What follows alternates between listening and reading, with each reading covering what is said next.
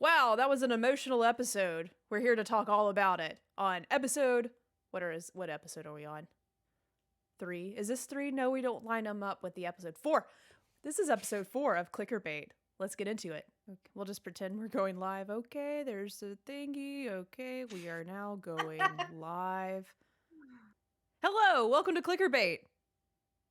We are here for episode 4 to cover episode 3 of The Last of Us HBO TV show. And go ahead and get the tissues because, man oh man, just watching the first little bit of this episode had me crying, Kayla. It had me crying. Me too. Oh my gosh, I cannot wait to get into it. And I'm back. Kayla's for back episode 3. from vacation. She got lost at sea. That's what I said. Yep. The last episode, you got lost at sea. Yes, unfortunately, I'm so happy our guest and Jerica's girlfriend Audrey got to step in for our episode 2 recap, but I have not gotten to listen to it because I just came back into town 2 days ago, and so I had a nice double feature, as Jerica would say, of episode 2 and 3 back to back of The Last of Us, and man, what a ride. So I hadn't got a chance to listen to your recap yet. Well, now you can, that you're caught up, and that was a lot of Last of Us to watch in one sitting. And like I said, I was sort of, I texted Kayla, I was like, I'm sort of jealous you get to watch all of this, but also I just told her, bring her tissues, because man, oh man.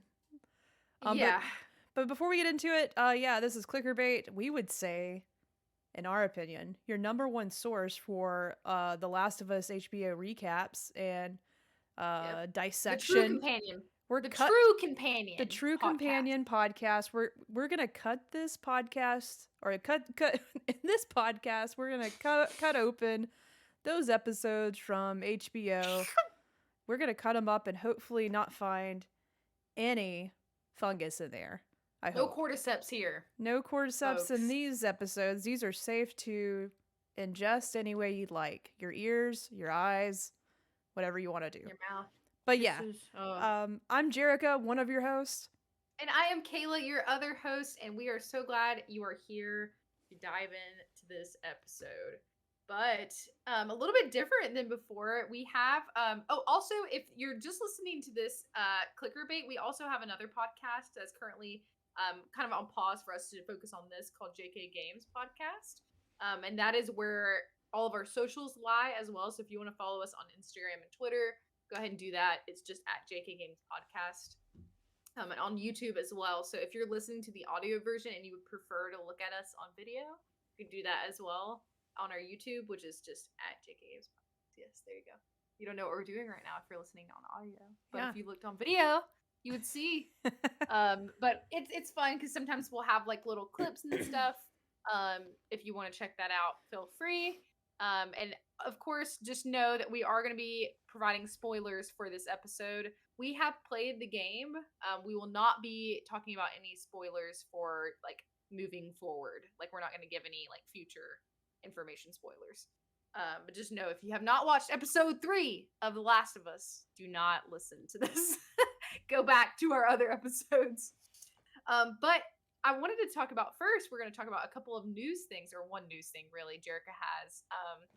Last of Us news related things. Oh my gosh, it happened so fast. But guess what, Kayla? I know you already know this, but big announcement. Because of the success of the show so far, thank you for all the tuning in you did. But because of all that, obviously the show is pretty successful. But there will be another season of The Last of Us HBO show, which we're super excited with because ultimately the first game is incredible. It is awesome. We love playing it. We love the story. But man, oh man, we cannot wait for our friends that don't play games to consume the second game in this way. Because it's a roller coaster, and I cannot wait to see how they pull it off. But just know, hey, it's been renewed. I actually pulled a article up. Let's see if I can get that pulled back. And if you're not aware, if you're just watching the show, there is 2 games, and so we're assuming that's what the whole second season is going to be, the second game. Yeah, I don't know if that's in the article. Let's see. I pulled let's take a look. Well, you're not gonna be able to see it, but I'll read it to you. How's that?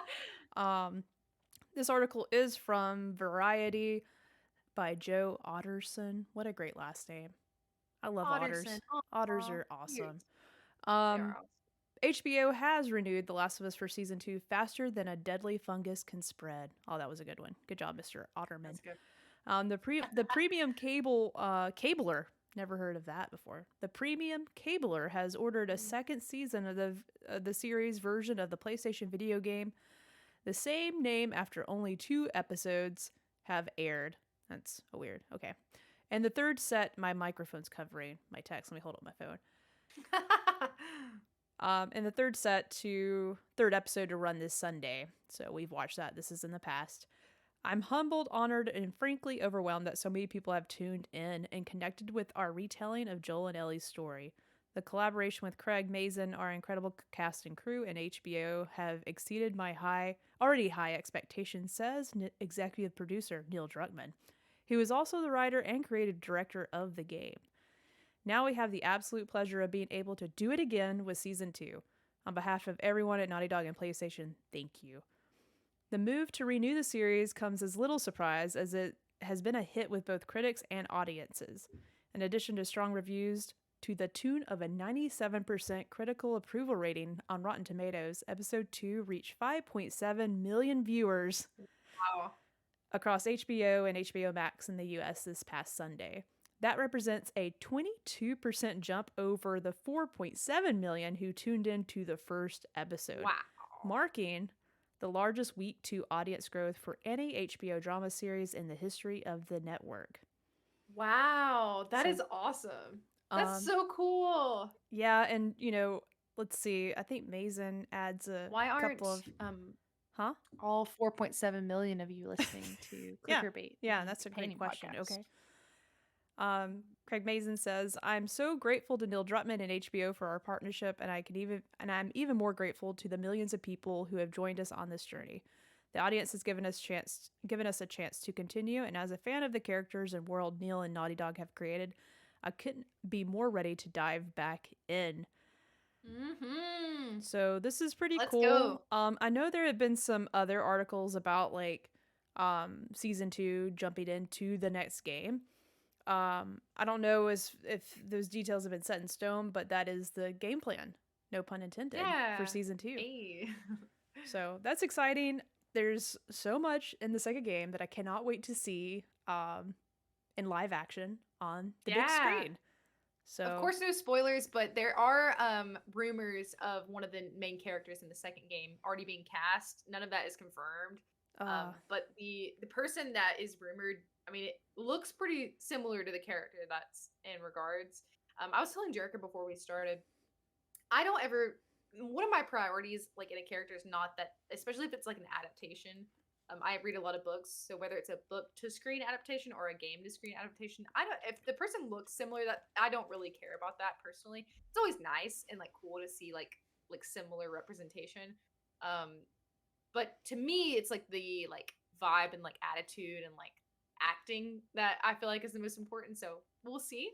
But I'm so excited because yes, like you said, first game, absolutely amazing. First story that we're getting now on screen, amazing. Obviously needed for the setup, but the second part is one of my favorite games of all time. So same. I'm excited to see. It does something very unique that honestly it works perfectly as a video game because of how they tell the story. So I'm really excited to see what they do to capture that same emotion that we got as gamers playing the game for people that are just watching it as a show. So I know they're already killing it with the show. Obviously, they know what they're doing. Killing it, literally. So they're gonna figure it out. Yeah. Oh yeah, killing all the clickers. That's what's happening, and main characters.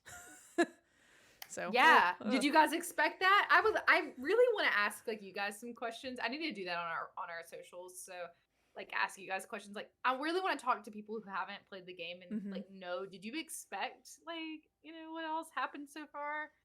What has surprised you the most? If you're listening now, just send us a message and let us know. And I'd love to know. We'll recap it when we start talking about episode 3, but I already had a friend that has never played the game. And I was like, obviously, if you were listening to the show, what we're about to talk about is episode 3. And I was just like, did that make sense? Like, did you expect that kind of story sort of beat in the middle of all the action that's happening? And a lot of people were like, I think someone said, oh, I expected a lot more zombies. That's what they said. I Yeah. expected more zombies in this episode, but I got a different type A of gay story that romance. sort of, yeah, like outside of, basically, I didn't expect that to happen.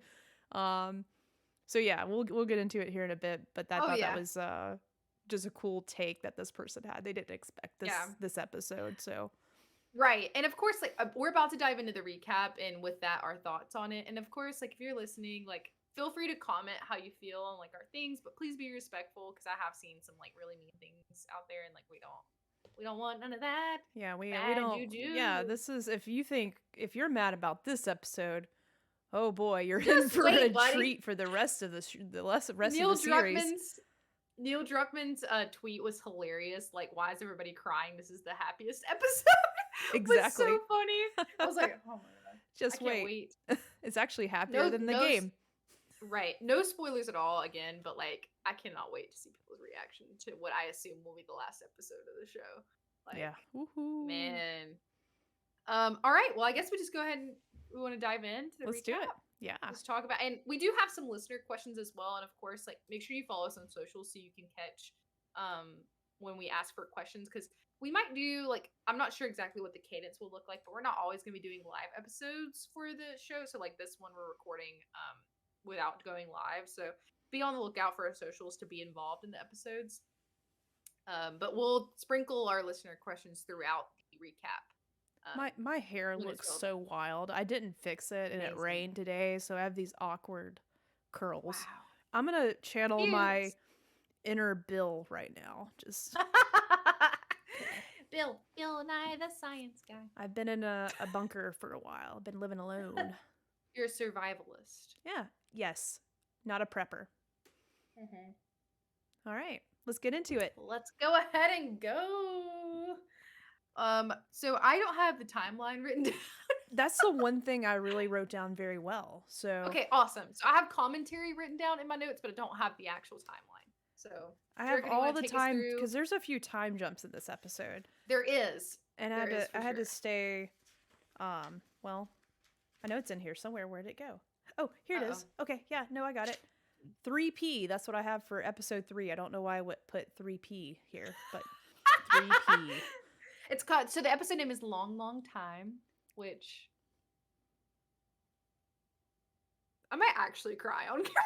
You know, try to just focus on my crazy look right now, and maybe that I don't know, that might make you cry even more. But yeah, so it opens up to a it's actually Joel and Ellie. I did not make a note of that. Like they are, which is strange because it's a shot that looks like Seattle. I thought this was interesting. Mm-hmm. I was like, oh, that looks like Seattle. I don't know if there's. I'm not a tree expert, but it didn't look like it was outside of Boston. But then I'm like, I don't know what outside of Boston looks like. So I'm not a tree expert. Who am I to say where they're at? But it looks like a pretty forest area with a nice little stream. Joel, I think, is getting some water. And it was 10 miles. They are 10 miles outside of Boston. Looks like they're just, camping out, getting ready to get back on the road, walk some more. And Ellie is, I thought this was cool. She's wearing, I guess Joel shared his jacket with her. Mm-hmm. She had his jacket on, and already that's like, oh, that's so cute. Oh, look, he's sharing his jacket. And they're just wandering along, and they are trying to figure out, I guess, a way to get to, is it Lincoln? That's where Bill lives, the city of Lincoln. And Joel doesn't want to take a certain route because he doesn't want Ellie to see something. And she's like, no, I'll see it. What are you trying to hide from me? I'm not scared, basically. And they're walking, and they see, this was one of the first scenes that we saw, or images from the show that we saw, that was shared on Twitter from HBO, was Joel and Ellie looking out at a plane that had crashed in a field. So a plane had crashed, and in this pit nearby was basically, in this huge field, was like a dump zone for people. There was like skeletons and stuff. It was pretty disturbing. And One thing I did note that it is weird to think about what all Ellie has not experienced, like, and what she hasn't like been a part of. So like she's never been in a plane, so they're having like little banter about like the fact that you're up in the sky, and she's talking about how cool that is. yeah, And she's it's like, like I didn't really think about that, I know, isn't that crazy? And we get it a Yeah. little later in the episode, her getting in the truck, and she's just like playing with all the gadgets in there. And he's Yeah, like, well, like I've she's never never. been in a car, Yeah. which is wild. You don't really think about that because she's 14.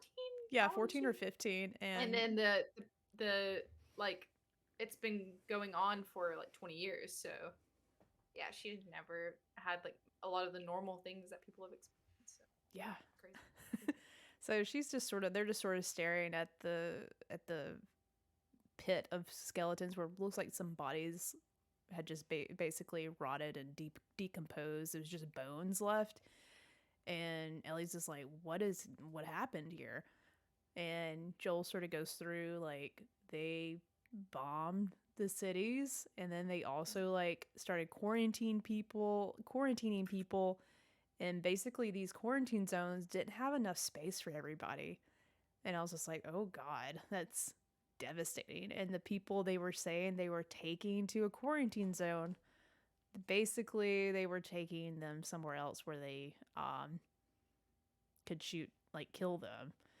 Basically, I think Joel had a line that he was explaining was, if they could get infected, they didn't want them around. I forgot the exact line, but he was just like, long as they were dead, they couldn't get infected. I think that was it. Mm-hmm. And it cuts. This is a cool transition because you're looking down, and does a zoom in of these two skeletons, like a mother and daughter, like mother and a baby, and it's got their clothes on, and it's a transition to 10 years. Or hold on, 20 years. So 4 days after, dang it, I messed up. It's a few days after Outbreak Day. So a few days after shit hit the fan from the first episode. This is 4 days later, so they do a flashback, and you see the same clothes that were on the skeletons, and it's like people getting put into these. I don't know, what do you call it? An RV? No, it's not an RV. Some kind of army truck. And it's sad because you're like, aw, they don't make it. Yeah. And he does talk about like the QZ, like the quarantine zones, and how like not everybody was gonna fit, which is pretty crazy to think about. And like obviously I know it's not the same caliber, but it is pretty crazy to like think about like the pandemic that we've been through. Yeah. And like the kind of like the scariness that like you felt in the beginning of that, because like I know this is kind of throwback to like the first episode, but like when they were playing stuff on the TV in the first episode, I was like, that's kind of how like I felt at the beginning of like the pandemic that we're currently living in, like how scary that is, and like must be. Obviously this is like way more extreme, clearly, but I don't know, it's just pretty wild. But one thing that I don't remember in my notes, this seems like it was before, but I can't remember, was this before when Ellie got like she saw the infected in the basement and killed it? Oh, if I jumped ahead, it's because I have a horrible memory and I didn't write it down. It's okay. So please, I forgot she jumped in a hole somewhere, didn't she? Yeah, she jumped down the. Oh god, Yeah. I forgot the whole scene at the gas station. I'm so sorry. This is where it's please okay. interrupt me and say, Jerica, you forgot a bit. There's a lot that happened in this episode, so like, and it's hard to remember because so much of the episode was about Bill and Frank, which I'm glad because we're gonna talk about that later. But like, what happened before that was Ellie. They were looking for the supplies that they had hidden along the way, and just like general things that they needed. And Ellie jumped down the hole and saw the infected, and like it stuck, in the fallen debris. And you really, I think this is important, like a good foreshadowing for Ellie as a character. She just sits there and stares at it for a while, and she cuts part of its face and like sees like what's underneath, and like you can tell like she's curious. She's like, is this still a human? Because it's looking at me. Yeah. You could tell it was a person. And yeah, like, and it's kind of right, and it's kind of like a or not foreshadowing, but like talking about how like she asked Joel, like, do you ever feel bad because they were once human? And to what you said, like she's probably like seeing like, oh, did they bleed like normal humans? And no, they don't. But I also kind of thought about the episode before because I had just watched it where the Indonesian woman cut the leg of the person and saw the exact same thing. You know, It's gross. Oh, She also found a box of tampons, which I am very thankful for that because it's one of the things I think about if I was in these situations. You know, apocalypse healthcare. She found it, and I remember she came back up to Joel. She's like, "You thought it was empty. You thought this place didn't have anything else good." It was like Tampax ad. Yeah. So yeah, you see that, and that technically that's like Ellie's first kill because she does end up killing it. So I thought that was interesting, but and she doesn't tell Joel about it. No, she hides it. He's like, Ellie. She's like, yeah. And she's like carving into this infected. Found my tampons. Yeah. But yeah, sorry, continue. So then then they go flash forward. Yeah. Or flash backward. After they visited the like gas station or where that was to get the goods, they keep walking and that's where they found, or Joel's trying to shield her from the pit of bones. And that's how they do a transition, just to show how did those bones get there, and you get to see the people going away in the truck and gonna meet their demise, which is very sad. Already starts on a very sad note. Yeah. One thing I did want to mention is because there's a whole like running joke, and they're talking about Ellie's schooling and like her education and like what she's learned. And she's like, oh, it was a bad school. And so they're talking about the cordyceps. And she's asking questions to him, and they confirm sort of about the mutation. Just keep talking about the stuff that happens before we get to Bill, because like I just forgot all of it. We're gonna go back. Oh no, it's fine. I keep jumping too far ahead, so Kayla's still on. Okay, go back to that, Kayla. Sorry. It's okay. No, but like this caught me off guard because they were talking about the cordyceps, the fungus, and how because Ellie's asking Joel questions because like. It's like Joel's older, obviously, and was alive before, because like she was born into this, and so she doesn't know a lot about before besides what they've taught them in the school, which like as we know about the school systems, I'm sure even in Apocalypse are not super with the times. But they basically confirm what we were talking about how the infection was like mutated and was spread through a basic ingredient like sugar or flour, and then put on the shelves across the world, because she was asking like how did it get everywhere, which is a good question. And they talk about that a little bit in the previous episode when they're in Indonesia with the scientist. But that isn't known for sure according to Joel how it started, but it all happened within a 3-day span, which is pretty wild. So he talked about the time, like how like on Friday and then by Monday there was like all the shit hit the fan basically. But yeah, I think that's really all that's all that I remember like standing out to me before the Bill and Frank transition. So I just thought that was interesting how they basically confirmed everyone's theory and like what we talked about with the flour. God, I love bread. Hope it don't get us, because it will get me first. All right, we're finally back in the town of Lincoln. 4 days after Outbreak Day, it seems they're trying to evacuate the town of Lincoln to get all these people out. And as we know, they're probably about to die, which really sucks. They get them out of the town. The town's empty. Bill is a dude that we are introduced to that is got his big house in this little town, and he has hidden himself away because he is a prepper, we learn, and he's basically got all these security systems, and he's just waiting for Fedra, what will be Fedra, to evacuate and leave, and just he's hoping he can sit it out. Which it's really funny when he comes out, like he sees the coast is clear, he comes out and like he has his like shotgun shells like across his chest. He's got his gun and his like gas mask, and he comes out the door and he like looks to the left, looks to the right, and he's like, all right, I'm safe.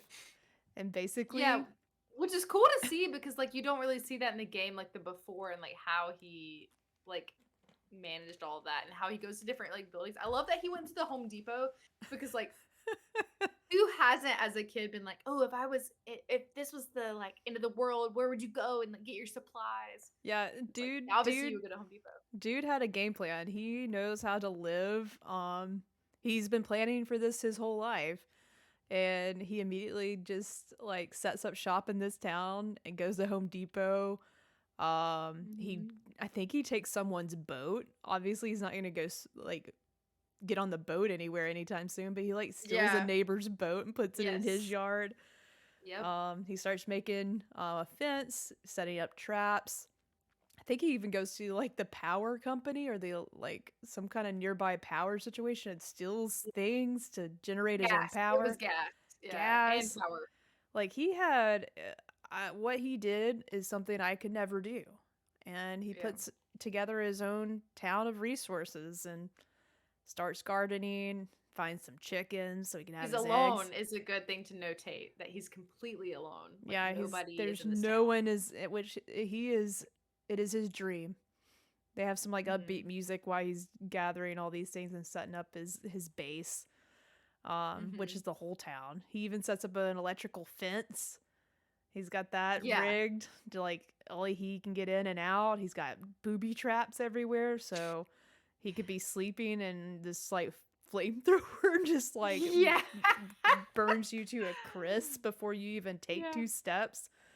So we get to see Bill's origin story because from the game he's the same kind of character. Like we even see one of the traps he sets up in the game, like in the show a little later on. You're trying to get around them too.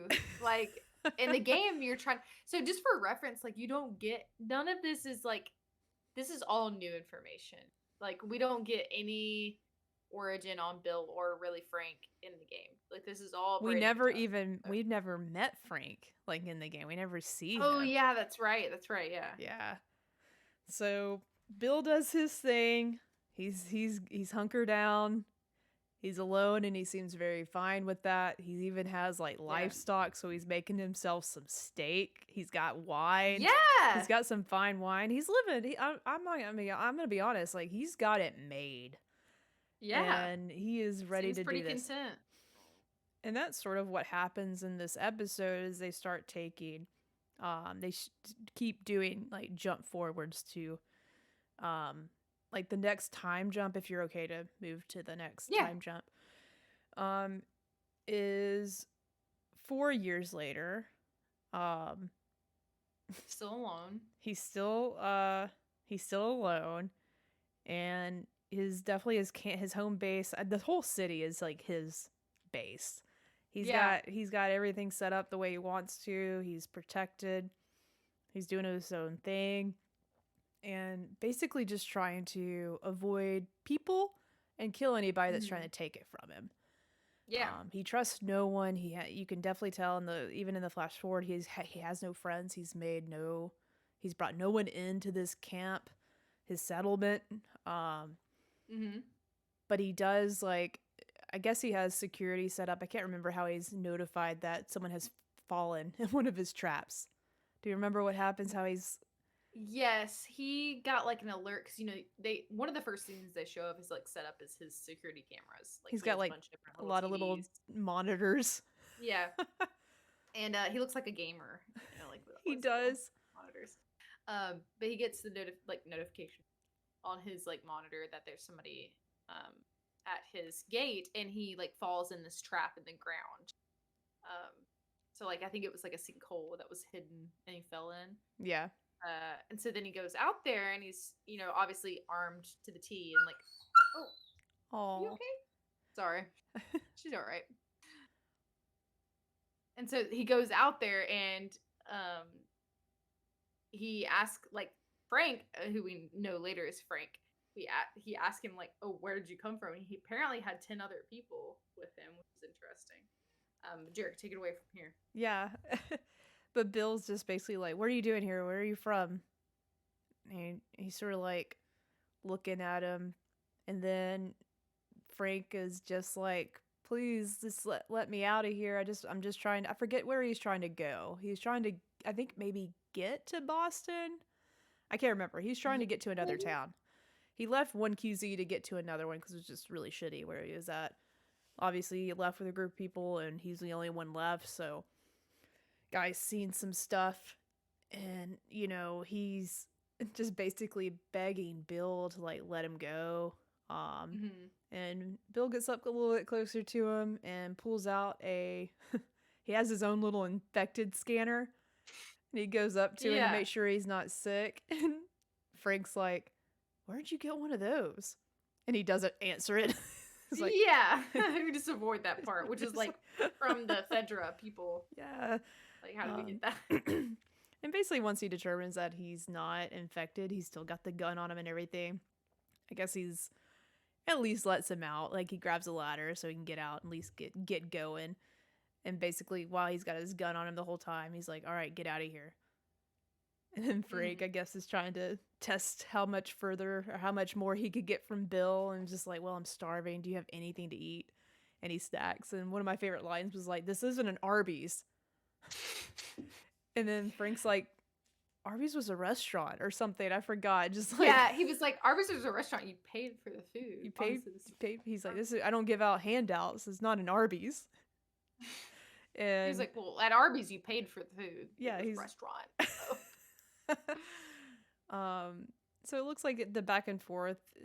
Bill lets down his guard and allows Frank to come inside, and I don't know. It seemed like something changed with him because I guess he's like, well, I'll give him some food, or I will prepare a grand feast for this stranger. This is all I know to do, and I do. And it seems that Bill loves to cook and he loves wine. Yeah. So other than being this like underground survivalist prepper bunker guy, like he does enjoy the finer things in life as well.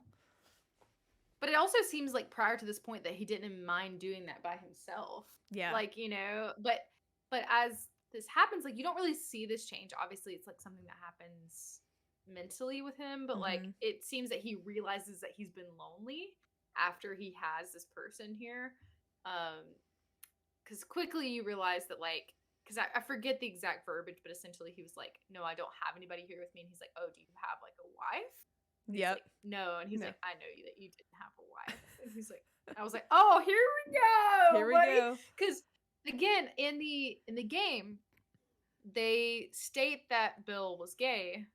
And you kind of like assume that Frank was his partner, but like it's not explicitly said, right? Bill just says Frank was his partner. That's all that's said. Oh, he does. Okay. Yeah.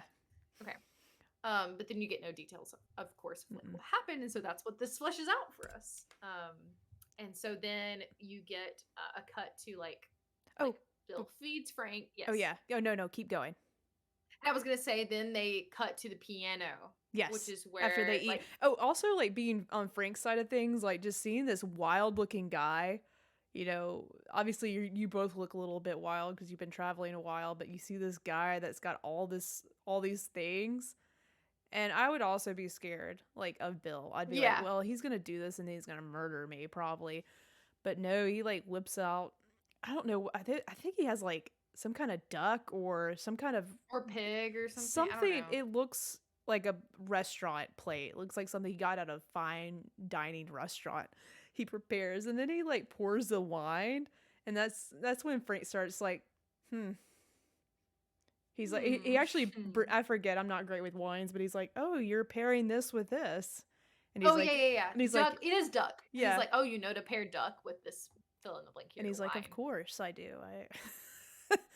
So it's just, we all, with Frank, we're all sort of seeing this side of Bill that you just sort of like can't judge a book by its cover. Like there's more to Bill than just being this prepper. He's got fine taste, you know? Yeah. And then we cut to the scene with the piano, which is where Frank very enthusiastically goes to, because there's no telling like how long he's been able to do this. Clearly he knows music to a certain extent. He's shuffling through like his sheet music and stuff and pulls out like a piano sheet music and puts it up there. And you can tell like Bill obviously is very uncomfortable. He's like you can tell he hasn't interacted with people in like at least 5 years. And I don't even think he's been interacting with people before then. Like, he is, even before the apocalypse, he was on his own. Yes. And so then he's pulling out this sheet music and puts it up and starts playing it. And Bill is like, no, not that song. Mhm. And so clearly this is important to him. I think it was something to do with his mom. His mom. Yeah. So he takes it away and he's like, and basically Frank is like, well, you do it. So Bill like sits down and sings the song. And it's so soft and sweet. And obviously we didn't even like notate like Nick Offerman played Bill. Like there was a article today that I read, like basically so good. Mason, the director of the show, he basically got some kind of advice from other directors at some point. It's like, it's actually really good to hire comedic actors in serious roles because they get the human experience a lot more, and they get to why like everything's so comical because of the things they've experienced. And just to see him, like obviously he does there's a good match to his type of character thanks to Parks and Rec. You know what's his face from Parks and Rec. Like always, you know, great with wood. Ron Swanson, great with wood, loves to cook meat, can fend for himself. But it's, you see a side of him and his acting in this, it's just so soft and it just hits so much differently. And it is kind of funny and cheeky a little bit. Like there's some stuff in there that it is. But yeah, it's just, and then you just follow the beautiful like love story that unfolds between them. And like I already knew as soon as this started happening, like that we were going to be in for a sad ride. And you know, like there's another layer to this that is super fascinating, that ties into the next transition. But like this was Bill's first time like actually being with a man and like being in a romantic relationship probably at all. So imagine, you know, when you are a hermit, you don't like socializing with people, but you know this about yourself, but you've never been able to, even before the apocalypse, it seems like he had a really hard time getting outside of the house and like going to meet people. So it's crazy that even in this setting, this is like the only way he had to have someone come to him to find this, which is pretty insane. That it's so meant to be. And like you could just tell his character's just like blown away by like, I'm just letting this happen. And they share the bed together. Get to that pretty quickly. Have a good time. That I was shook. I was like, oh my god. Like they have such a sensual, like but classy interaction in the bed. Fade to black. Bill's first time having love, showing love making in his life. And he's old too. He's older, so a good chunk of his life, you know, he hadn't been able to experience that. So he found that with Frank. Definitely important. And immediately after, I have my notes here. 3 years later after the sexy time. Because he says in that scene, like, obviously, I'm not like a... I don't know what I'm doing. This is my first time. And then Frank's like, well, I'm going to stay around a while if I'm going to give you this experience. So obviously he stays. It's like, I guess. And 3 years later, he's still there. And I think the next scene is with them like arguing on the street. About paint. About paint and like fixing up the town. Like Frank really wants to redo the boutique. And just make the town a little bit more vibrant because he wants friends. Yes. He just wants to make friends. And that's where we meet the interconnection between Joel and Tess, right? That's where we're kind of at. Because he says, I talked to this nice lady on the radio. And he's like, listen here, Frank, there's no friends to be had. Everyone's trying to kill us. Like, you can't do this. And he's so angry about it. Mm-hmm. But it does. But also it's kind of going along with it at the same time because love, you know. Yeah, like, love makes you do all the things you thought you didn't want to do. Right, exactly. And like they're so polar opposite, and that's so intentional. And what we'll talk about later, and like what one of our friends said is like it's so intentional. Like I feel like this episode was and I could see, which we'll expand on a little bit in a minute, like how it could be seen as like more of a filler episode. Mm-hmm. But I disagree, and I really think it's important to the overall setup of the show. It is super important. And I think that you'll see that later on. Like if you don't know the story yet, you might not understand why it's important. But it is. And so you get to watch their love story. You meet Joel and Tess, and that's so funny. They That's have their like a little tea friends. party outside. Yeah, they have like a little table set because basically like Bill and Frank's settlement is basically Just it's, them. it's like Yeah. in a dome. It's like untouched by the everything that's going on in the world. It's a beautiful town that they've kept up, and they're in the grass front. is cut. The grass is cut. Like, They're in the front yard. This it's picket fence, perfect. They have a little table out there, and everyone's got their plates. And they're meeting Joel and Tess for the first time. Frank's brought them over because they wanted to talk about trading and exchanging goods and helping each other out. And Bill's sitting there the whole time with his gun like pointed at Joel. And they're just like, "Can you chill out?" And Joel's like, "Yeah, can you put the gun down? Just put the gun down." he's like, but Joel's also like, I understand. At the same time.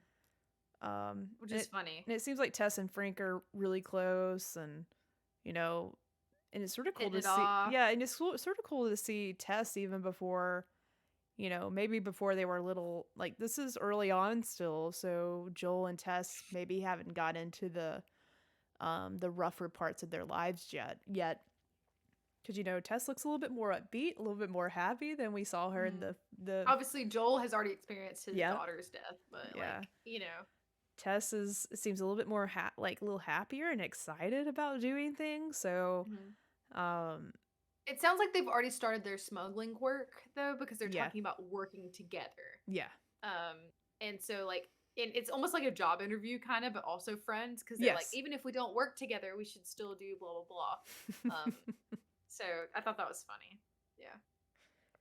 And I don't remember where this comes in, but then you have I don't know if this is a couple of years later still, because like that's the only time you see them in like the middle ground area. Yeah. Mm-hmm.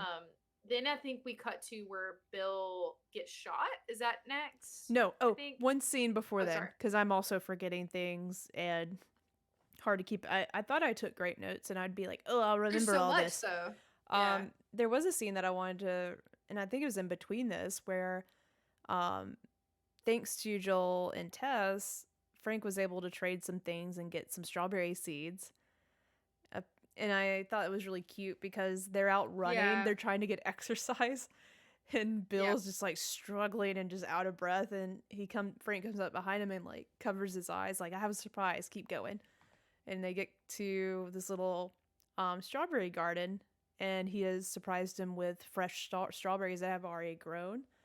And it's the laugh that Nick Offerman can do. Like, it's just like a little giddy laugh. Yeah. And as Bill, it's just so endearing. It just makes you, like, in the game, you sort of have an idea that something bad's going to happen in this episode. You just don't know when or how they're going to do it. But just hearing him chuckle and laugh and eat the strawberries with Frank was just so sweet. Like, it was so, Have you seen people comparing this episode to the movie Up? No. Have you seen that? I haven't. So, have you seen the movie Up? I did, but I don't remember a good bit. I know it's also sort of sad. It's very sad. This whole montage really reminds me of that. Like, I'm a big Disney Pixar fan, and this is very much Up energy. Up energy, just sort of like reliving your life and experiences. Like seeing the life of two people falling in love, and also tragedy, and also like wholesomeness at the same time. Yeah. Oh. Yeah. So, but then I think after that we get to the part where they have the invaders come in. Yeah, because Joel, I remember we'll go back. I remember when Joel and Tess left from their little lunch party. Joel said, little tea party. Joel's like, at some point you're gonna have raiders and they're gonna come at night. Mm-hmm. And Bill's just like, try to take all your shit, basically. Yeah, and Bill's like, let them come. I can handle it. He's not scared of anything. And then you cut to Frank wakes up in the middle of the night and hears all this happening. And sees outside all the fire. There's fire everywhere. Like, I would have been so pissed waking up to that and like Audrey was gone. I mean, like, what the hell? Why didn't you wake me up? I kind of thought that Bill was going to be dead. Me too. Not going to lie. And I was mad a little bit. I was very frustrated with Bill. being such a big dum-dum and doing this on his own. Like, he woke up before shit hit the fan. Like, he knew people were outside. Like, he had, because he was already downstairs, like, or on the street with his shotgun or his rifle, shooting at these people. Also, his flamethrowers are just, like, destroying them, too. Like, he's fending them off pretty good, but he does get shot. And Frank has to, like, force him to come inside. Yeah, he has to force him to come inside, and he digs up the bullet, and it's really sweet because, like, Bill is like, these are my last words, goodbye. And Frank's like, okay. He's like actually telling him where all the supplies are and what the codes are to certain things so he can like survive. But really, Frank's saving him, and I was really happy for that. And then they kind of make it seem like he dies. I looked at Audrey, I'm like are they gonna kill him off? Are they killing him off right now? Like, is that what's happening? They kind of make it seem like that. It like fades to black, and you see him like go unconscious, but then it cuts. And one of the questions, I'll bring this up now because it's relevant. One of the questions was from our friend Josh of the show. Said, I personally thought the cut from the Raiders attacking and Bill bleeding to immediately Frank being in a wheelchair was a little abrupt compared to the slower pacing of the rest of it. Do you think there should have been an in-between scene? Because we do cut from Bill bleeding out on the table and like Frank fixing him to Frank is in a wheelchair. And we're like, what happened? I think the impact would have been the same. I think I think the mystery of, did something happen to Frank instead that night? Yeah. And you see Bill's still alive, and then you realize that they're much older. This was a 10-year jump. Yes. Yeah. 10 years later. So we're pretty much caught up to 2023. Yeah. Yeah, they are caught up to the first episode. This is actually probably a few days, or we'll get to it in a second. You understand when you in this episode 1 when they did the fade out from the radio that was playing the 80s song. So this is about the same time Joel and Ellie were getting ready to leave Boston with Tess. But yeah, I don't think it was abrupt. I'm getting back to answering the question. I thought it was fine. It didn't really take me out of it. It was just like, whoa, a lot of time has passed, and you would expect Bill to be in the wheelchair. So you had to sort of put together that even though Bill got shot, Frank's the one that ended up having some problems later in life. Yeah. And you don't ever really get confirmation on what that is. I kind of thought maybe it was like MS or something like that. Yeah. Some sort of degenerative disease. Because what they say later is like, even if you had access to doctors, this isn't something that could be fixed. Yeah. Because, Bill is hopeful and saying like, well, what if somebody stumbles across this, that it's a doctor? And it's so sad how hopeful he is and how soft he's gotten with him. Like, yes. Obviously they've been together a good chunk of their life now. Yeah. And I think I remember where's the quote? Is this, the quote I'm talking about, what Bill says to him? Where is that? I think this is now. Yeah. Well, there's a couple of good quotes. But like this is where he says that basically like he was his purpose. Yeah. And oh my god. That's so sad. But okay, so we get to the fact that he's sick. They're going about their normal day, and then you see like, and this is something like a little bit of a emotional reveal for me. Like my grandmother had Parkinson's disease, which is like a degenerative disease. Like it gets worse as you get older. But basically like cripples you over time. And like, I imagine it's really hard to be somebody living that way and having like your loved ones have to do everything for you. And so I feel like they show that really well by like showing like Bill having to take him out of the wheelchair, to go to bed and things like that. And so that's really hard to watch like someone that you love go through that intense of like a experience on both sides of it. Like it's just so heartbreaking on both sides. Yeah, and that's a very real thing, so I think that they did a good job of representing that. And then that night happens, and then Bill wakes up, and I thought maybe like, oh, like he got himself out of bed, maybe he's feeling better.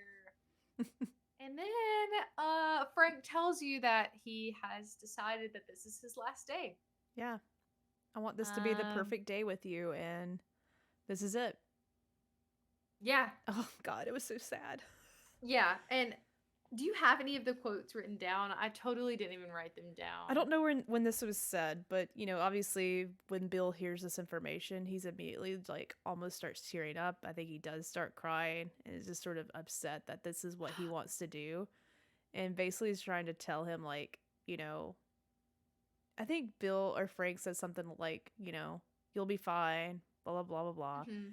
And Bill's like, I Do you wasn't love me? yeah, Yeah. that yeah, and like says the quote I have in my head is like, I wasn't afraid until I met you. And I was just like, oh, good God. Good Yeah. God. Yeah. That happened. I don't remember exactly where it happened, but it's around this time. It's, Yeah. And that really hits. And that which we'll talk about in a minute is the theme of the show yep. and the game. Yeah, it's Is just like, what is this life without love and like fear and love, And like, yes, it's very risky, but like that is like that's the purpose to these people. And so they talk about one of the lines too is like, yes, like I wasn't afraid until I met you. And then it's also like Frank is talking to Bill and Bill's trying to convince Frank to hang on. And Frank says like, do you love me? And Bill is like, of course. And then Frank says, love me like I want you to love me. oh yeah, that was it. Yeah. Oh God. Yeah, I don't know if that's the exact version. Like, Yeah. love me like I want you to. And Aw. because that's what he wants. He wants this day to be the perfect day Yep. for him. They go and get married, which is Aw. very sad. The boutique. He puts on a suit for him. They both dress up. Yep. Do their And thing. they make each other. Bill makes Frank dinner, and they talk, and you can tell obviously that Bill is upset, but he's trying to like make the most of this day for Frank because that's what he wants, and he loves him, so he's trying to make the best day for him. And then he like instructs him to crush up all the pills and put it in his wine. And then you see Bill pours himself some of that wine. And he said, I don't remember the exact quote, unfortunately, but he's like, this is not like a tragic suicide at the end of the show. Like, this is, I'm done. You were my purpose. Yep. Said, you were my purpose. Like, because I mean, like, yeah, what is surviving if it's on your own? Basically, is like what this is showing you, and like as you can probably assume, like this is not a spoiler, but like that's the theme, like, and that's basically what the note says that Bill leaves Joel, which we'll talk about too, is like, like take care of the people that you love, like enjoy that. So yeah, big sad. They decide to have their last day together, and they had the perfect day, and they go to bed. That's what they do, and it's so freaking sad. It is. Oh, but it's I'm gonna relate it back to the game though. We have way more layers to Bill than I didn't expect this many layers to Bill. And in the game, he talks about Frank, but Frank, Frank killed himself. Yeah, he killed himself in the game. And you don't have any like really understanding what happened. You just know he left Bill, and he got in that. Did he leave? I feel like he left, and like Bill found him one day in the game.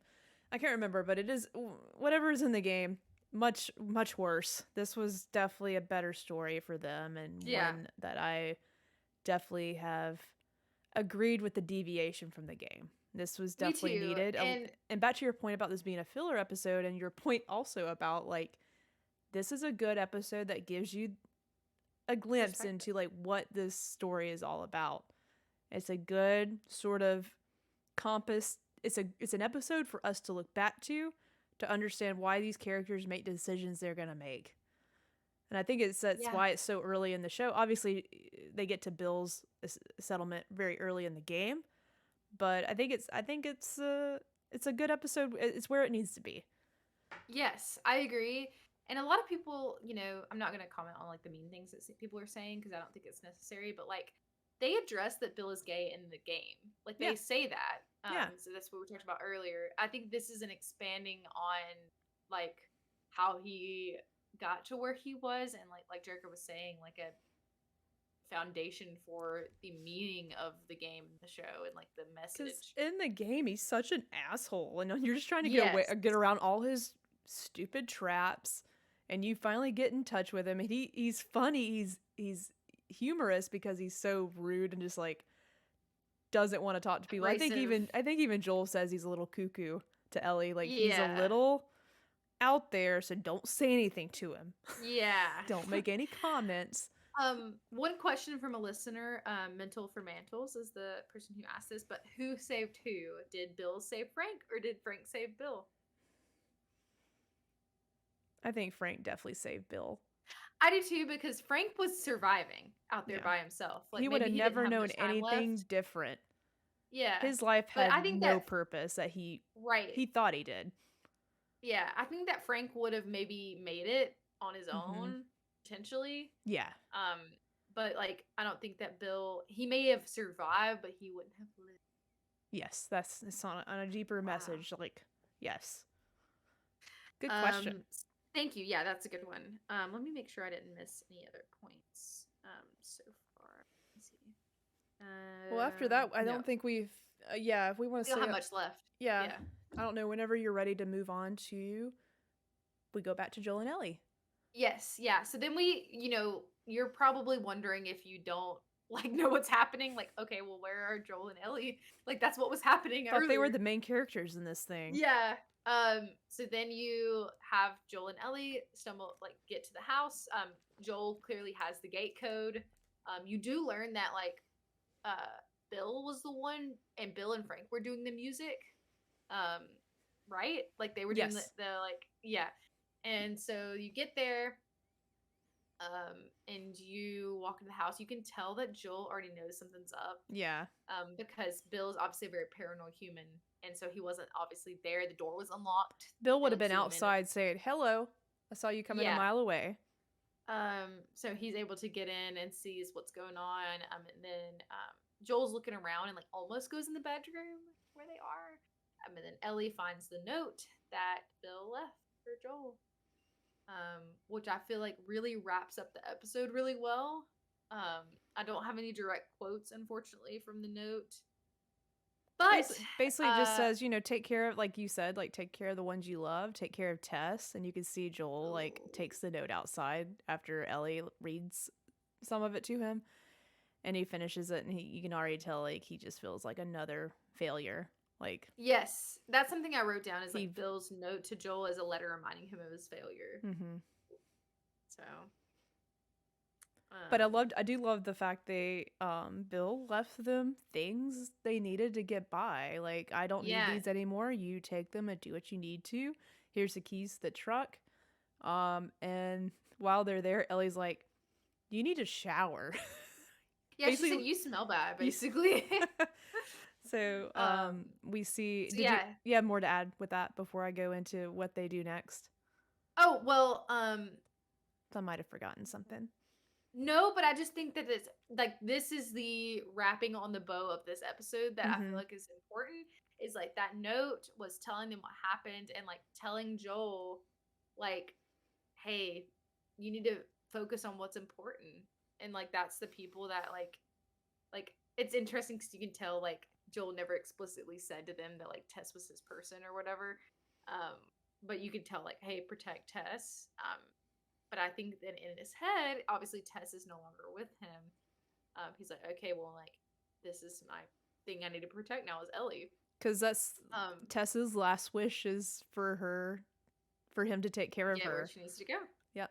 And then we see Ellie's T-shirt, her iconic T-shirt that she gets from Bill, and yeah, Bill's like, just take whatever you need. Joel gets a shower and he has his hair like slicked back, Mhm. fresh. He's got like his. Ellie says something that yeah, he looks nice. He looks nice, fancy. He's got the iconic flannel from also Joel's outfit from the game. Yes, That green flannel is from the game. They go to his like insane bunker, and Joel is still telling Ellie she can't take any weapons. Oh, yeah. But Ellie smuggles a gun into I her forgot. backpack. Yeah, big part because I think in the game too she steals a gun at some point. I just can't remember when. Yeah. So she smuggles a gun into her backpack, and She's like, real keeps it, sneaky but- about it. She's like, yeah. haha, But but also something funny is in the note like that Bill leaves. He's also kind of funny, and it's just like he. oh yeah, and I sort of like, and doesn't Ron Swanson have that laugh? He's like, Yeah, I think so. and I didn't watch Parks and Rec oh actually. man, you're missing out. but Parks and Rec is actually really good. I loved I heard it. it was really good. Yeah. So yeah, and then we, another thing that was so sweet and sad is like that Bill cracked the window open so that the house wouldn't smell. Yeah. And then you get a zoom in, and that's the end of the episode, or like close to the end. Or it is the end. It's the last scene. Yeah, they get in the truck though. Ellie and Joel get in the truck, and basically but after that they zoom in. Yeah, but this is where Ellie gets the truck, and she's never touched a truck before. And I thought this was really interesting, just to end on this note too, talking about the note that was left to Joel. This is, I think, the first part where Joel feels the need to protect Ellie because he puts the seatbelt on her. Yeah, I thought that was like, oh, here we go. He's getting attached, even though he says he's not. It was such a dad thing too when he reaches over her because he goes, "Put your seatbelt on." And she goes, "What's a seatbelt?" What's a seatbelt? And then she finds a tape, and he's like, "Can you just leave stuff alone?" And she's like, reads off. I forgot who it was. I'm really bad with musicians or whatever, but it's somebody that Joel recognizes. I feel like a loser not knowing who it was. Some lady. Oh, I don't either. And they put in the tape, and they start playing, and Ellie's just not amused with it. And this is from the game too, just not amused with what the music is. And Joel's like, "No, I'll leave it on. It's pretty good." Mm-hmm. And it's the song from the piano that Bill and Frank were playing. I didn't make that connection. It's the long, long time. I'm gonna love you a long, long time. That's it. So I didn't even make that connection. I'm bad with lyrics, as you can tell too. It's the song that Frank and Bill were playing on the piano. Good God, I missed that. Ugh. Yeah. Glad I didn't make that connection. One other question from the listener. Oh yeah, sorry. Yeah. One other question from the listener was, do you think Joel could build a car battery in 1 hour? Yeah, I do. Because that's what happened. Well, he's been so obsessed with getting this battery, so if you give him the tools, he's making this battery as fast as he can before someone can steal it again. There was a couple of things in this episode and the last episode that was like, felt like a very much nod to the video game of like crafting. Yep. And like looting. Yep. And so I felt like that was one of those where he had to make the battery with like supplies that he had. Oh yeah. Obviously, like, I finally have the truck, but it doesn't have the battery that we need. And so yeah, that was funny. Okay. So then we end on them going about their journey with all their supplies now. They're set up for success. They have a vehicle. And then you pan to the window that's open with curtains blowing.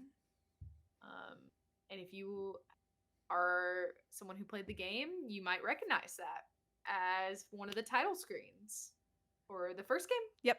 Yeah, the first game, obviously. You'll learn that The Last of Us loves windows. They love a good window with the curtains blowing. Yep. And so something that was confirmed, I don't have like the information pulled up, is that like that start screen in the game was from like Bill and Frank's house. That was the original intention. So that's pretty cool. And I immediately recognized it. I just was like, whoa.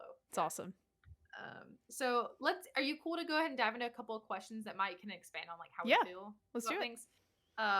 So one question that Cody, listener of the show, had was, how do you guys think they handled a same-sex couple relationship? I thought it was perfect. Like, I thought,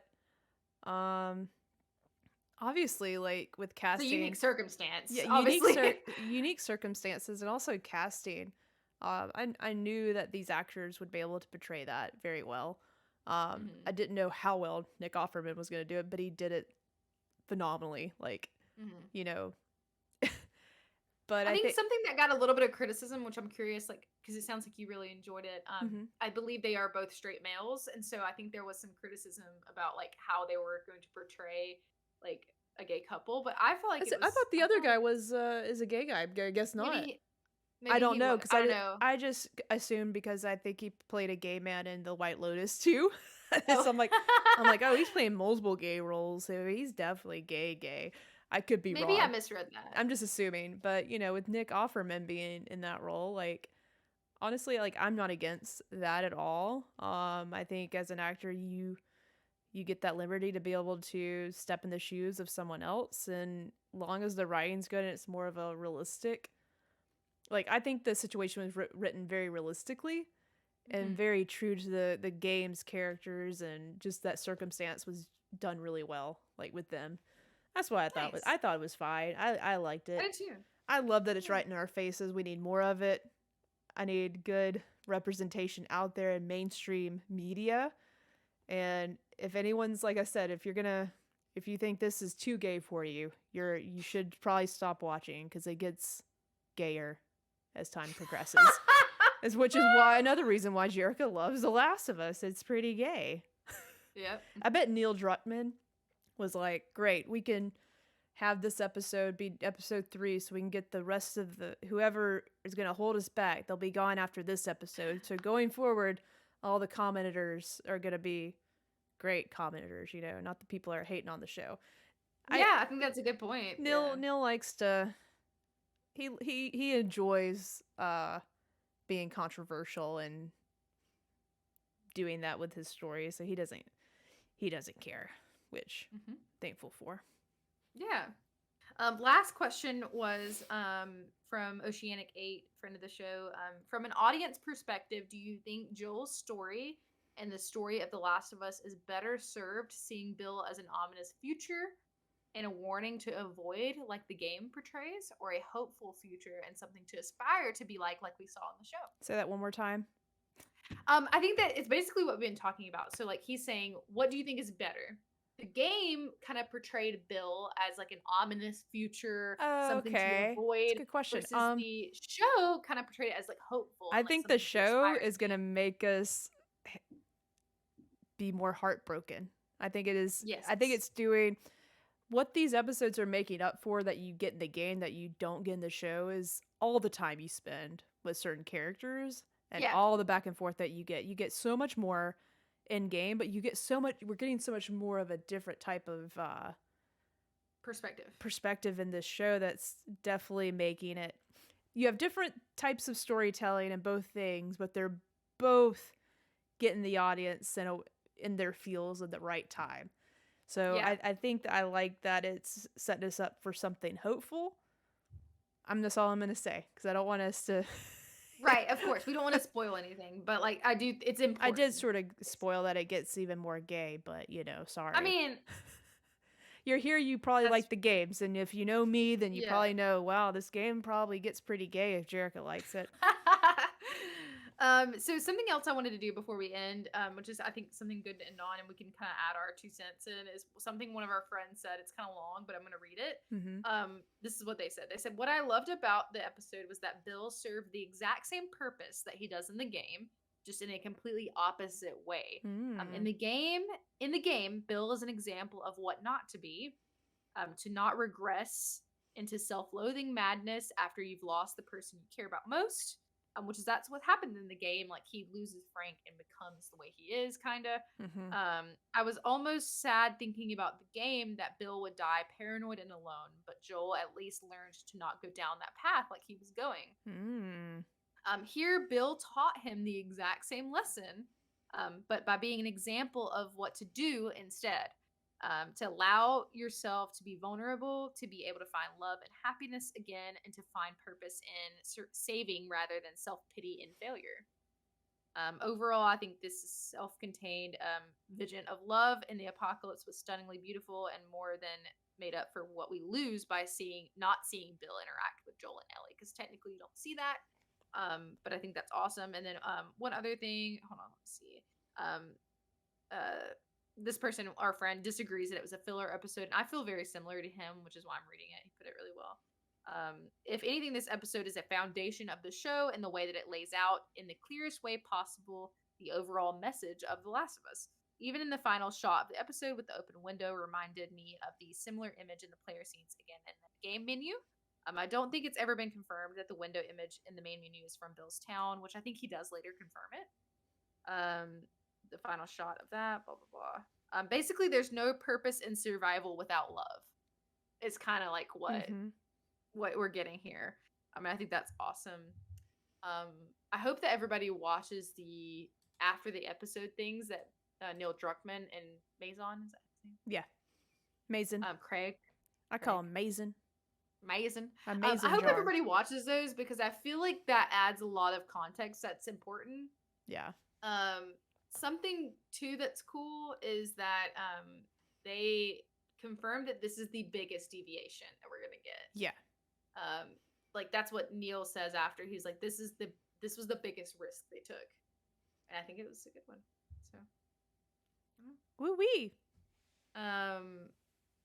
And yeah, they also talk about how the one of the purposes was to see the evolution of change over time during apocalypse, kind of like timeline of one man's perspective. So I'm excited. Oh, so good. It's good. I thought it was a great, thought it was a great addition. I'm ready for next week. Yeah, let's get going. But obviously, if you guys have any other questions, definitely leave them on our social medias. But I love having y'all ask questions so we can kind of include those in our discussion. But Jericho, do you have any closing thoughts? I like this way more than the game. In terms of what they're doing so far, like obviously I can't take away from the experience as a player going through these environments and interacting with characters and fighting the clickers. But golly, it's like playing. It's like you're getting to play the game again, but you're just watching it, obviously. So every week we're just gonna get something new that we didn't know about from the game, and I think this like Last of Us Christmas every Sunday. Like every Sunday I look forward to it so much. Yeah. It's never happened with the show for me before. Like it's such an all-day event where I wake up excited and I'm like, ooh, I can't wait. I'm so glad it's a weekly release and not like all at once. I am sort of too. Like it gives you something to look forward to for sure, and like gives us time to do this podcast. Yeah. That would be really difficult to do if they came all out at once. And yeah. And then every episode that I just can't wait to see what our friends think about it. The ones that don't play games or haven't played this game, they're watching the show. It's cool to see everyone talking about The Last of Us, and it's already making people little being controversial. That's what I like. That's also divisive. Yeah, the Last of Us does that. Which I'm all for that. I almost said rumble in the tumble. Rumble in the tumble. I like that. All right, but yeah, that's my closing statement. I can't wait for next week. Yeah, I feel like we've said all that really we can about this. Like, I feel like at first, like upon first what was happening, I was like, whoa, what is going on? I don't understand. But like, I feel like it wraps it up perfectly, and it's explained really well by like the decision making, and like I feel like it kind of like writes itself. I'm excited to see like what goes on from here and like how that impacts Joel and what he does. Who knows? We know, but you don't. Maybe. So, can't wait to recap next week. But that's all I got. That sounds. I don't know. Maybe you can be cast as a clicker for season 2. Sign me up. I'd love to. Go. All right. Well, alrighty. Catch y'all next week. Yeah, let's get going. Let's see what Joel and Ellie get into next week on ClickerBait. Bye. Bye.